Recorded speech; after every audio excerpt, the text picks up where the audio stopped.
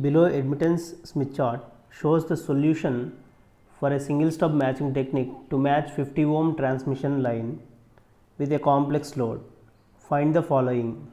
The question is to find the load impedance for which the stub is designed, the reflection coefficient on the transmission line, the standing wave ratio on the transmission line, length of the stub, position of the stub from the load, and the maximum impedance on the transmission line. Let us start with the first one. The load impedance for which the stub is designed.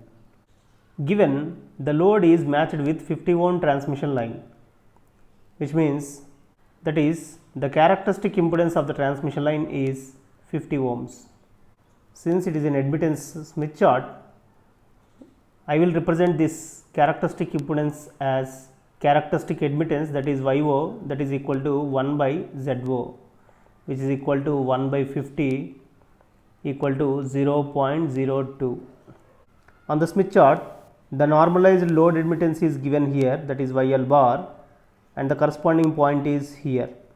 And at this point, the conductance is 0.5 and the corresponding susceptance is 0.3, that you can see here. Therefore, YL bar equal to 0.5 minus 0.3 J, and this YL bar is the normalized load admittance. If you want actual admittance, YL equal to YL bar multiplied with characteristic impedance, that equal to 0.5 minus J times 0.3 multiplied with characteristic impedance is 0.02, that is equal to 0.01 minus J times 0.006. This value is load admittance, but the question required is load impedance, that is equal to 1 by load admittance, that gives you 1 by 0.01 minus J times 0.006, that is equal to 73.52 plus J times 44.11 ohm, that is the value of required ZL. ZL equal to 73.52 plus J times 44.11 ohm. Next is to find the reflection coefficient on the transmission line. Since this point is normalized load admittance, and if you try to draw a tangent here, then the reflection coefficient is observed here, and the reflection coefficient is this point, that is 0.38. This is the magnitude of reflection coefficient. So, the reflection coefficient on the transmission line is 0.38. Next question is to find out the standing wave ratio. The standing wave ratio is observed here, the intersection of this line with this scale, and if you observe, this is the standing wave ratio 2.4. Therefore, the standing wave ratio is 2.4. Next we will find position of the stub first. Position of the stub means we have to start at the load point and move towards the generator until we reach G equal to 1 circle, that is this point. Now we have to find this length on the transmission line.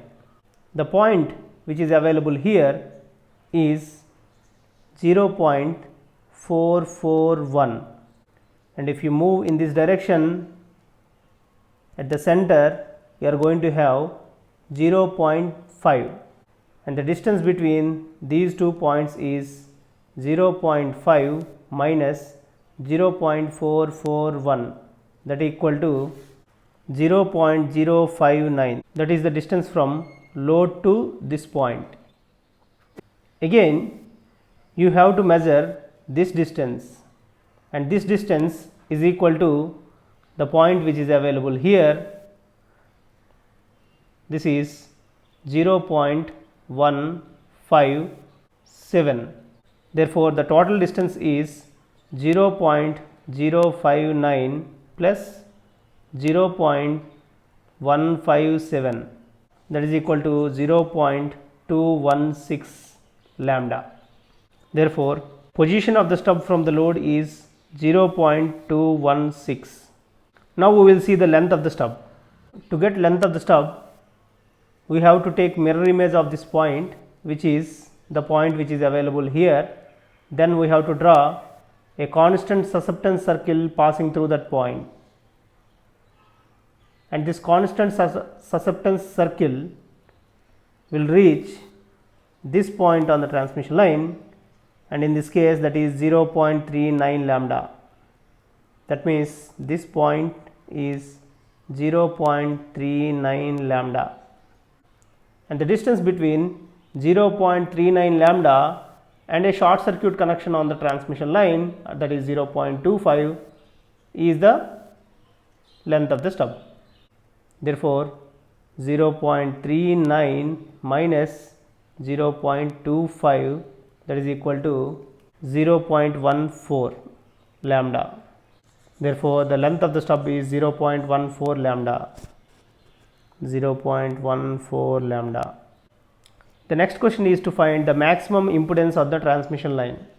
If the impedance is maximum, which implies the admittance is minimum, and on the Smith chart the minimum admittance is observed at this point, since it is a admittance Smith chart, and the minimum admittance that you are going to observe here is 0.45. Y minimum normalized is equal to 0.45. That implies Y minimum by YO equal to 0.45.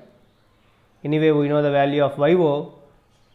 Y minimum equal to 0.45 multiplied with 0.02, that is equal to 9 into 10 power minus 3 mhos. Since we need Z max, which is equal to 1 by Y minimum, that is equal to 111.11 ohm. Therefore, the maximum impedance on the transmission line is 111.11 ohm. Thank you. For more videos, subscribe our channel ECE Classroom.